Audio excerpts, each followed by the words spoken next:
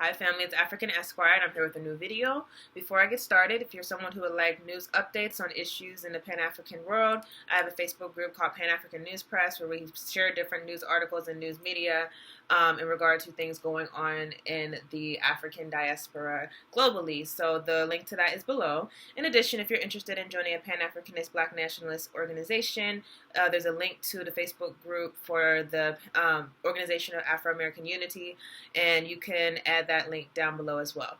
So what I want to talk about today is I want to talk about a solution, or the solution really, to the issues in the Black community as far as what I believe. When I say the Black community, I'm specifically talking about the United States at this point. And but previously I talked about why I felt like politics really was not a solution to the Black community in itself, particularly national politics. If we're trying to control these senators, these congressmen, congresswomen, if we're trying to control the president as a community that really doesn't have the economic capital to control these institutions, then we're essentially fighting a losing battle. You really can't control these politicians in America because the American political system is based off of money, is based off of donations, and it's based off of lobbying, all the things that we really do not have access to as African people in America. So seeing that that's what I think is not the solution, I want to talk about what I think is the solution. So for this video, I'm going to talk about Black nationalism. And next, I want to start talking about Pan-Africanism. So Black nationalism, we can view it as more of a local solution to Africans in America, but Pan-Africanism is what I believe is the ultimate solution to Africans in America and Africans globally. So to talk about Pan-Africanism, you have to kind of go through the history. So Pan-Africanism is a subject that has been here for a long time. It really began with Martin Delany. He was one of the first people who said, hey, this country is not going to do right by us, so therefore we have to pick up and go to some type of place, some other country, and he suggested going to somewhere in the Caribbean.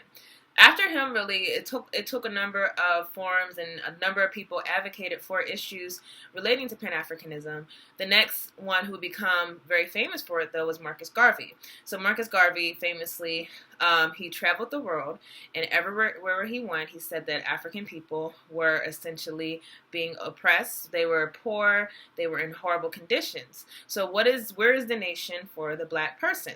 So his belief in Pan-Africanism was, not Pan-Africanism, sorry, that's the next video. Black nationalism was that Black people, we had to find our own nation, because the nation of the United States is not going to treat us fairly. Even if we try to integrate into them, it's not ever going to treat us like true citizens. Therefore, we need our own constitution, our own government. We need our own institutions where we can rule ourselves. So after Marcus Garvey, the next one to really take Black nationalism as the big ideology for the Black community, and that would be the Nation of Islam. Under the leadership of Elijah Muhammad, the Nation of Islam, if you notice, they really do operate a lot of ways like a nation. They're a very close society. They own a lot of businesses. They own farms. They own not synagogues, the mosque. They practice a version of Black nationalism where basically they try to control their communities. Now, out of the Nation of Islam, of course, came Malcolm X, and Malcolm X, when he was in a nation, operated within these confines, which is, okay, we have to support other Muslim institutions that are in the Nation of Islam. However, whenever Malcolm left, he started advocating for a different type of Black nationalism. So just to recap, Black nationalism, in the early person's eyes, it was, we need some type of nation for ourselves. Therefore, let's go to some type of Caribbean island somewhere and start our own Black nation. And Marcus Garvey's eyes, it was, yes, we need our own government, we need our own institutions. Let's build these up and eventually go back to Africa. We're going to establish our own nation. And his belief was that the best option for that would be Liberia. Now, for the Nation of Islam, it was more so building up a nation in America. And at the early days, they believed that we should basically separate, have a part of America that was going to be specifically designated for Black people. And that was going to be where they have their nation. But in the meantime, they would own different things in the community and try to get as much ownership as they could. Malcolm came at it with a different idea, and I think Malcolm's idea of nationalism is what most people understand it as. So what Malcolm said was that we have these communities, and we do not own the economics of our communities. We do not own the social institutions in our communities, and we do not own the political institutions in our communities. But anytime when you have such a high concentration of African people, we should essentially be controlling those communities. So that was Black nationalism to Malcolm X. He was saying that we need to own these institutions. We need to own the economic institutions, the social institutions, and the political institutions.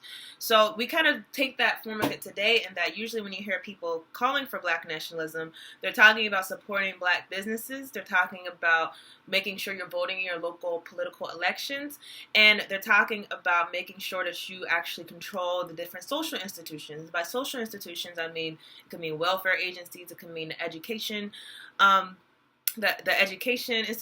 educational institutions, any such thing that has a social purpose for Black people. Now, what could Black nationalism mean today? So, I think that Malcolm's view and his belief in Black nationalism is more pertinent to us today, and that we know that we're not just going to start a new Caribbean island. We know that currently all Africa, or really always, all of Africa has always been inhabited by people with their own governments. And so to say, well, we'll just go to Africa and start a new government, well, there's already governments everywhere in Africa. But to say that in America, we have these certain communities that are highly populated with African people. A lot of these, almost all of them are poor communities. And yet these people do not own the institutions in those communities. They do not own the businesses in those communities. They do not control their schools, and they do not control their churches. They do not control and they certainly do not control their politicians.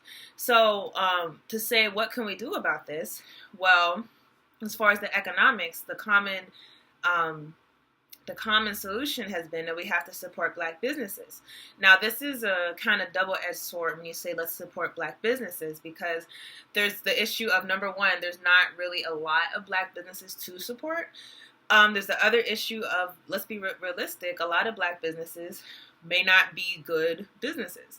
And a lot of the businesses in your community may not necessarily be profitable to you. For example, let's say there's a Black grocery store in your community, but they are charging high prices, and instead you can easily go to Walmart, or you can go to Costco, or you can go to Aldi's and get something that actually you can buy and have enough money for your to take care of your family. That's a good argument, I think.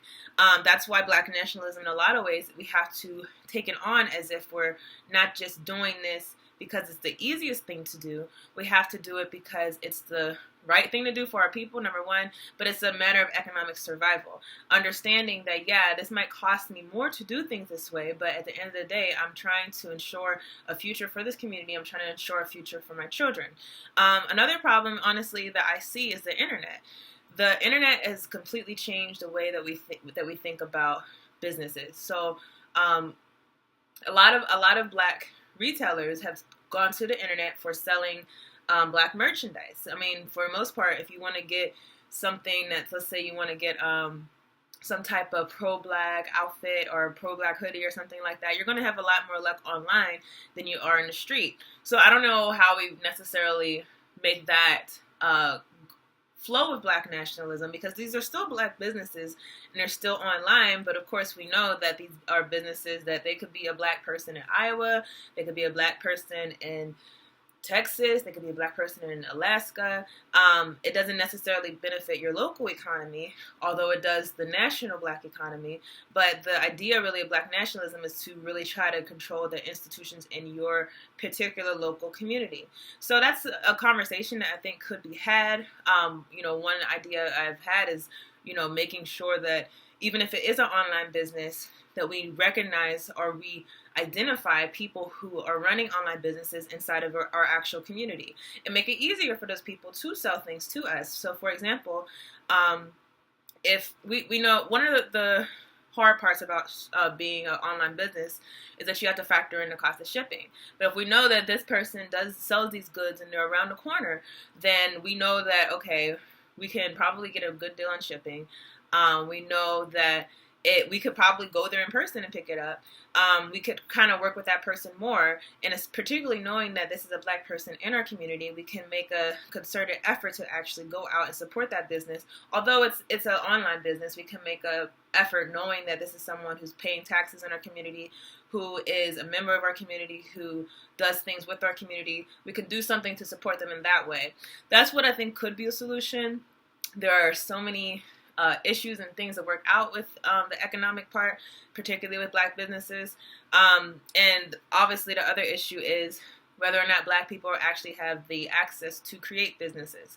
And I think that this is a undying, unwavering argument that can go on and on and on. Can we just start a business? I think if you are in a certain point of your life, you can certainly do it, even though you might not have the same resources. I also believe in the idea that all of us, we should be able to pull our resources together and create those types of opportunities for us. What I mean is something like a co-op, for example, or even if not a co-op, you have to study what other cultures have done. So one thing that a lot of foreign cultures do is, let's say that I have a Costco membership, you have a Costco membership, all of us have Costco memberships. So in Costco, you buy things in bulk. I definitely don't need as much of the stuff I'm about to buy. So how about we go and buy a bunch of stuff in bulk, and we split the cost between all of us, and we split the goods. Those are creative solutions to where you can basically overcome the economic disparities in our community. There are a lot of creative solutions. In fact, there's a book by Amos Wilson, Black Power, where he gives so many breakdowns of what other people can do that we can do. I'm also aware of Dr. Claude Anderson, who does a lot of the same similar things. I've yet to read his book. I believe it's Black Labor, White Wealth is one of them. Then there's another one I really wanted to read. I have not yet to read Dr. Claude Anderson's book, but I've watched a lot of his lectures. And I hear him talk about a lot of this, Powernomics, that's the book. A lot of the different strategies that Black people can use to basically overcome these hurdles inside of this capitalistic system. So we shouldn't necessarily think that there aren't solutions to these problems. There are lots of solutions. If you want to do it, we can try to finagle the system in a way that actually does come out for our positive benefit. So I think that's basically what I'll say about economics for now. It's definitely a struggle. And actually, I will say one more thing. I think regardless of anything, you should make a conscious effort not to support institutions or businesses that you view as exploitive to your people. So what I mean by exploitive is if you keep going to, let's say, a Chinese restaurant or a halal, they have a shop inside of the Black community. You're continuously giving these people your money. When those people leave, they take that money and they go back to their community because they don't live in your community. And I'm assuming that is the case. You could check out and make sure that the people who are having businesses in your community actually do live in that community. More often than not, if it's another culture that is not existent in that community, then that means that they're going to take your money outside of the community. So understand that when they take your money outside of the community, that money that you give to them goes to benefit their people and goes to benefit their town. So you have to make a conscious effort, I think, not to give your money to people who are not going to live in that community, who are not going to be able to invest in that community. We also have to understand that whenever people have houses inside of your community, those are taxes that go to your educational institutions. Those are property taxes. Those are things that go towards upkeeping the neighborhood, keeping the city going right. And if those people are taking those tax dollars and going somewhere else, then you're essentially not getting any benefit for your economic commitment to their business. So that's another thing you have to think of with economics. Now, as far as today, controlling politics, as I said in the previous videos, I laid out why I don't think national politics, and I didn't necessarily say it explicitly, but let me say explicitly here, national politics. There's a big difference between national and local politics. National politics is where the money typically is. Local politics, however, you can kind of finagle it a lot more and you can be more creative, especially in this era of social media.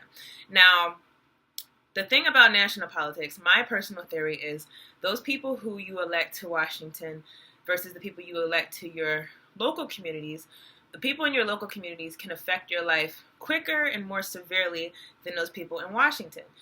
Case in point, let's say that you are one of our black brothers or sisters who are gunned down by the police, and God willing that doesn't happen to you.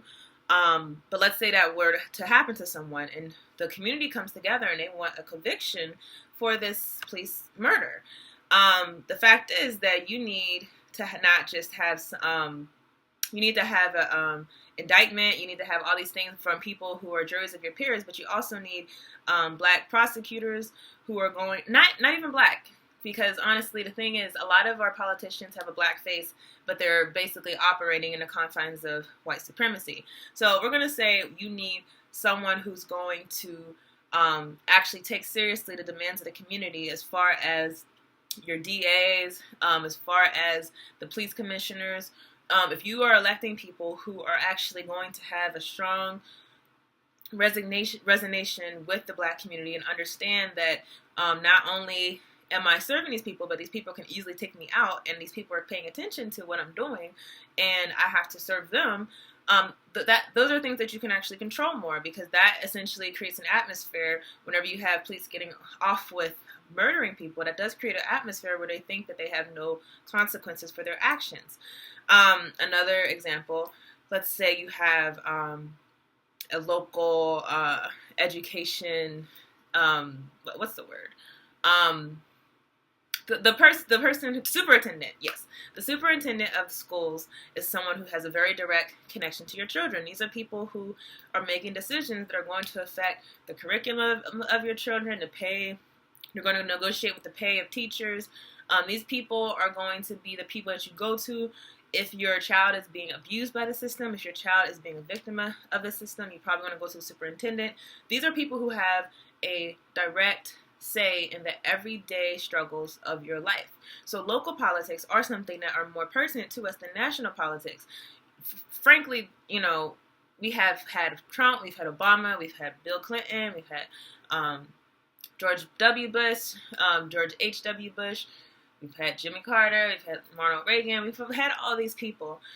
For the most part, the hood has not changed significantly with these different presidents, although there's been times where it's been worse, in particularly with the crack epidemic, and of course with Bill Clinton's and Ronald Reagan's assault on the black community through the war on drugs. But by and large, the hood's been poor consistently throughout all of these administrations, and it hasn't really changed significantly from one thing to the other in a short amount of time. So understanding that an administration change does not necessarily mean a change in the everyday life of your community. You understand that it is your local politicians who do have a say in the everyday life of your community, who can essentially do something that changes the very nature of how your community runs. So I'm saying it to say local politics are certainly important, and we can exercise our power more with those simply because they're not as dependent on the system of money for people to win. You could have a lot of grassroots organizing for people who do have their sentiments in the right place for the black community and who do not have an exploitative nature with the black community. But the same thing with national politics. You do have to watch the local politicians. These are the people, when you're talking about gentrification, who do you think is making these decisions? It's these mayors, it's these people who are in these high positions that are making these deals with these outside corporations and saying, okay, well, we'll give you this, we'll give you that if you come and invest in our community. That's one thing I'm sort of worried about with Newark, which is where I live, is the issue of, there's right now the mayor of Ras Baraka is basically trying to get Amazon to come into Newark, and, my worry is, well, realistically speaking, that's going to possibly drive a lot of people out of Newark. So these are the people who do make these decisions who are going to essentially, a lot of black people, and probably raise the cost of living. So these are decisions that really do affect our everyday life. So the last thing I'm going to talk about is social institutions and I'm talking about educational institutions and social welfare institutions. You know, Malcolm has a great quote, only a fool would let his enemy educate his children.